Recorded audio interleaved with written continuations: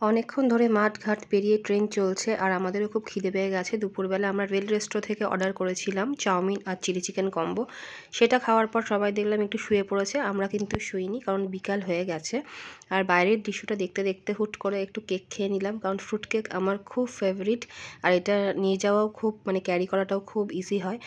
এরপর কিছুক্ষণ এডিট করছিলাম, তারপর দেখলাম কিছুক্ষণ পর সন্ধ্যা হয়ে গেছে। আর সন্ধ্যাবেলা একটু গরম গরম চা না খেলে তো হয় না, তো একটু চা খাচ্ছিলাম কারণ বারবার চা আসছিল, তোমরা তো সবাই জানোই চা আসে বারবার। তো গরম গরম চা খাওয়ার পর কিছুক্ষণ পর দেখলাম রাতের বিছানা কিছু দিয়ে গেল, এটা তো জানোই তোমরা কী কী দেয়।